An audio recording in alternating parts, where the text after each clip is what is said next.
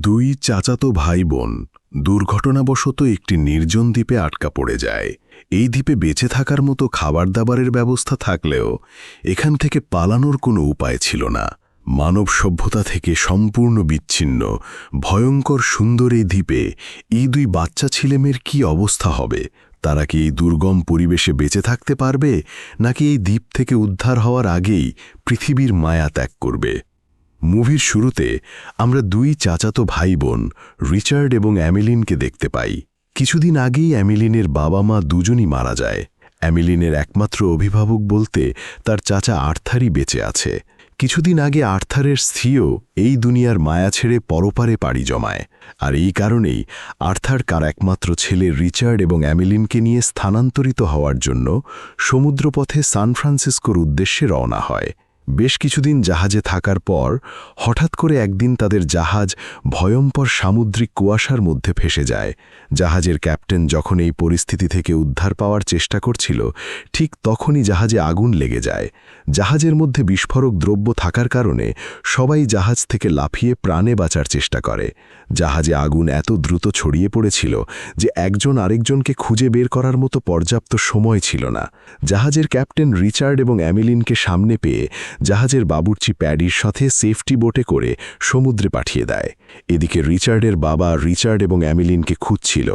এর মধ্যেই আগুন সমস্ত জাহাজে ছড়িয়ে পড়ে। ক্যাপ্টেন রিচার্ডের বাবাকে আশ্বস্ত করে যে সে রিচার্ড এবং অ্যামেলিনকে সেফটি বোটে করে সমুদ্রে নামিয়ে দিয়েছে। ক্যাপ্টেনের কথায় আশ্বস্ত হয়ে রিচার্ডের বাবাও সেফটি বোটে করে সমুদ্রে নেমে আসে। এদিকে প্রচণ্ড ধোঁয়া এবং সামুদ্রিক কুয়াশার কারণে আশেপাশে কোনো কিছুই দেখা যাচ্ছিল না। এর মধ্যেই তাদের জাহাজে থাকা গোলাবারুদ আগুনের সংস্পর্শে আসার সাথে সাথে ভয়ঙ্কর বিস্ফোরণ হয়। সেফটি বোটে করে নেমে আসা সবাই প্রাণ বাঁচানোর জন্য যার যার বোট নিয়ে আগুন থেকে দূরে সরে যেতে থাকে। রিচার্ড এবং অ্যামেলিনের সাথে থাকা জাহাজের বাবুর্চি প্যাডিও আগুন থেকে বাঁচার জন্য তাদের বোট চালিয়ে জাহাজ থেকে অনেক দূরে চলে আসে।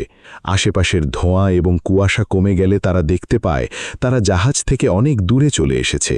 তাদের আশেপাশে জাহাজের সামান্য ধ্বংসস্তূপ ছাড়া কোনো জনমানবের অস্তিত্ব ছিল না।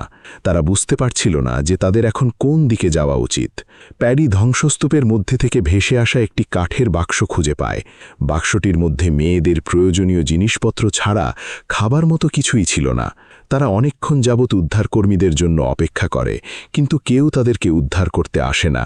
এদিকে ক্ষুধা তৃষ্ণায় ক্লান্ত পরিশ্রান্ত রিচার্ড এবং অ্যামেলিন সাহায্যের অপেক্ষা করতে করতে ঘুমিয়ে পড়ে। প্যাডিও সমুদ্রের স্রোতের ওপর হাল ছেড়ে দিয়ে ঘুমিয়ে যায়। পরদিন সকালবেলা তাদের ঘুম ভাঙলে দেখতে পায় সমুদ্রের স্রোত তাদেরকে একটি দ্বীপের কাছে ভাসিয়ে নিয়ে এসেছে। প্যাডি তাড়াতাড়ি করে বোটের পাল তুলে ওই দ্বীপে নোঙর করে। দ্বীপের সুন্দর মনোরম পরিবেশ দেখে তারা সবাই খুশিতে আত্মহারা হয়ে ওঠে। তারা সম্পূর্ণ দ্বীপটি ঘুরে দেখে যে এই দ্বীপে তারা ছাড়া অন্য কোনো মানুষ ছিল না। এখানে আসার পর প্যাডি তাদের সবার জন্য খাবারের ব্যবস্থা করে। তারা সবাই অনেক মজা করে খাবার খায়। প্যাডি বুঝতে পারে এখান থেকে উদ্ধার পাওয়ার সম্ভাবনা খুবই কম। তাই প্যাডি রিচার্ড এবং অ্যামেলিনকে এই দুর্গম পরিস্থিতিতে বেঁচে থাকার কৌশল শেখাতে থাকে। এর মধ্যেই একদিন অ্যামেলিন অনেক সুন্দর দেখতে একটি জংলি গাছের ফল খেয়ে ফেলে। এটা দেখে তাড়াতাড়ি করে প্যাডি তার মুখ থেকে ওই ফলগুলো টেনে বের করে ফেলে। সে অ্যামেলিনকে সাবধান করে বলে, সব সময় এগুলো থেকে দূরে থাকবে, এগুলো মারাত্মক বিষাক্ত ফল। একবার এই ফল খেলে চিরদিনের মতো ঘুমিয়ে পড়বে আর কোনোদিনও জেগে উঠবে না। এরপর হাসি আনন্দে অনেক ভালোভাবেই তাদের দিনগুলো কাটতে লাগল। এর মধ্যেই একদিন রাতে প্যাডি জঙ্গলের অন্য পাশ থেকে কিছু অদ্ভুত শব্দ শুনতে পায়। পরদিন সকালবেলা প্যাডি ওই জায়গায় গিয়ে মানুষের শরীরের বিভিন্ন অঙ্গ প্রত্যঙ্গ খুঁজে পায়। এই দৃশ্য দেখে প্যাডি অনেক ভয় পায়। সে তাড়াতাড়ি সেখান থেকে পালিয়ে যায়। প্যাডি বুঝতে পারে এই দ্বীপে নিশ্চয়ই কোনো নরখাদকরা বসবাস করে, আর নরখাদকদের হাত থেকে রিচার্ড এবং অ্যামেলিনকে বাঁচানোর জন্য তাদেরকে প্রতিজ্ঞা করায় তারা যেন কোনোদিনও জঙ্গলের ওই পাশে ঘুরতে যায় না। সেখানে ভয়ঙ্কর রাক্ষসরা বসবাস করে। রাক্ষসরা সুযোগ পেলেই মানুষকে মেরে খেয়ে ফেলে। এভাবেই বেশ কয়েকদিন পার হয়ে যায়, কিন্তু প্যাডি কোনোভাবেই ওই নরখাদকদের নৃশংসতাকে ভুলতে পারে না। এই দৃশ্যগুলোকে ভোলার জন্য প্যাডি সমুদ্রে ভেসে আসা মদের ব্যারেল থেকে মদ্যপান করতে থাকে। একদিন রাতে অতিরিক্ত মদ্যপান করে এই দ্বীপের পাশে থাকা ছোট্ট আরেকটি দ্বীপে চলে যায়। পরদিন সকালে রিচার্ড প্যাডিকে খুঁজতে গিয়ে দেখতে পায় সে ওই ছোট্ট দ্বীপটির মধ্যে শুয়ে আছে। রিচার্ড এবং অ্যামেলিন বোটে করে প্যাডিকে ফিরিয়ে আনতে যায়। তারা সেখানে গিয়ে দেখে অতিরিক্ত মদ্যপানের কারণে প্যাডি সেখানেই মরে পড়ে আছে। প্যাডির মৃতদেহ দেখে অ্যামেলিন সেখানেই অজ্ঞান হয়ে যায়। রিচার্ড তাকে নিয়ে তাড়াতাড়ি করে তাদের আস্তানায় চলে আসে। প্যাডির মৃত্যুতে রিচার্ড এবং অ্যামেলিন অনেক কষ্ট পায়। তারা ওই জায়গা ছেড়ে দ্বীপের অন্য পাশে চলে আসে আর সেখানেই ঘরবাড়ি তৈরি করে থাকা শুরু করে। এভাবেই দেখতে দেখতে অনেক বছর পার হয়ে যায়। এতদিনে রিচার্ড এবং অ্যামেলিন অনেক বড় হয়ে যায়। তাদের শরীরে অনেক ধরনের পরিবর্তন আসতে শুরু করে। বিপরীত লিঙ্গের হওয়ার কারণে তারা দুজন দুজনের প্রতি অন্যরকম আকর্ষণ অনুভব করতে থাকে, কিন্তু তারা কোনোভাবেই বুঝতে পারে না এটা ঠিক কোন ধরনের আকর্ষণ। একদিন অ্যামেলিন গোসল করার সময় হঠাৎ তার শরীর থেকে রক্ত বেরোতে থাকে। হঠাৎ করে পানিতে রক্ত দেখে অ্যামেলিন অনেক ভয় পেয়ে যায়। সে ভয়ে চিৎকার করতে থাকে। তার চিৎকার শুনে রিচার্ড দৌড়ে তার কাছে চলে আসে, কিন্তু ততক্ষণে অ্যামেলিন বুঝতে পারে যে এই রক্ত তার শরীর থেকেই বের হয়েছে। লজ্জায়, ভয়ে ও সংকোচে অ্যামেলিন রিচার্ডকে কিছুই বলে না। পরবর্তীতে পরিস্থিতি স্বাভাবিক হলে রিচার্ড অ্যামেলিনকে বলে, মানুষের শরীর কেটে গেলেই রক্ত বের হয়, তোমারও নিশ্চয়ই মারাত্মক কোনো আঘাত লেগেছে, কি হয়েছে আমাকে দেখতে দাও।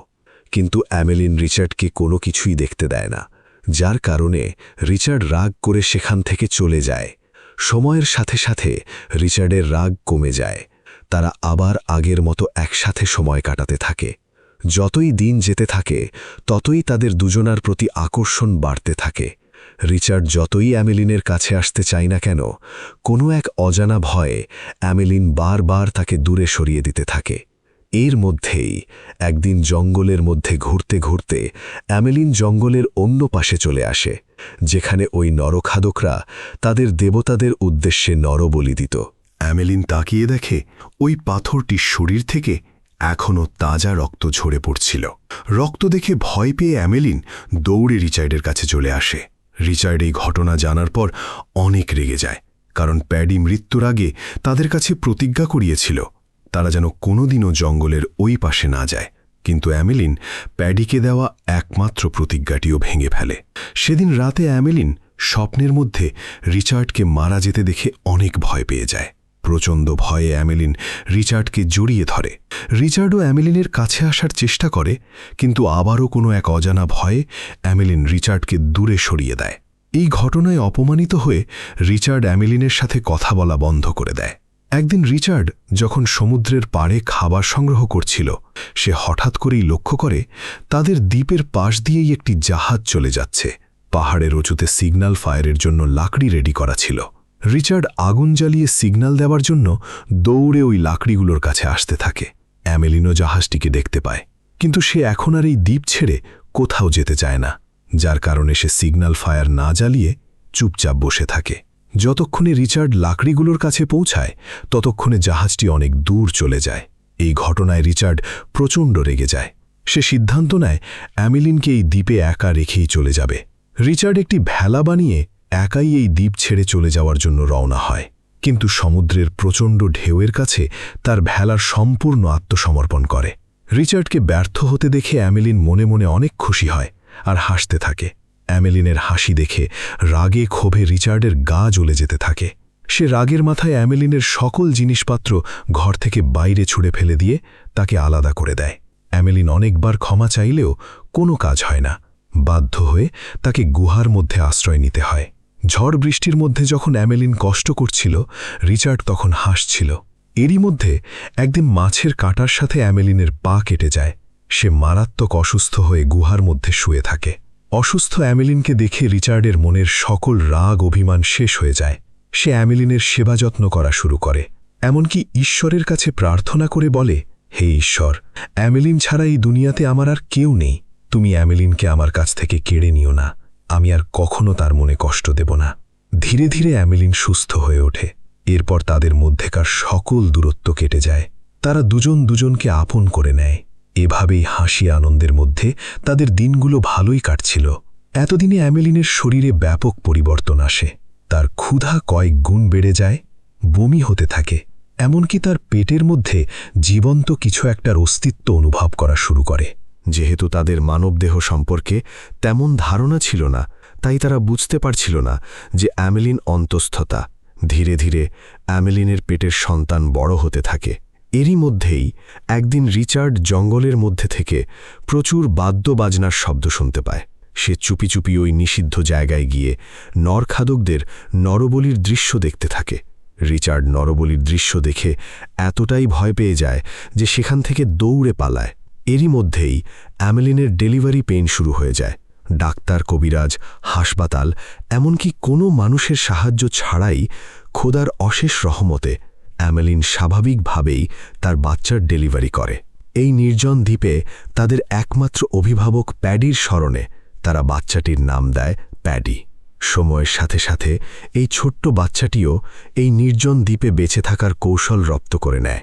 এখানে তারা তিনজন নিজেদের জন্য একটি অন্যরকম দুনিয়া তৈরি করে। তারা সিদ্ধান্ত নেয় তারা কখনো এই দ্বীপ ছেড়ে অন্য কোথাও অর্থাৎ সভ্য সমাজে ফিরে যাবে না। অন্যদিকে দেখা যায় রিচার্ডের বাবা এখনও বেঁচে ছিল।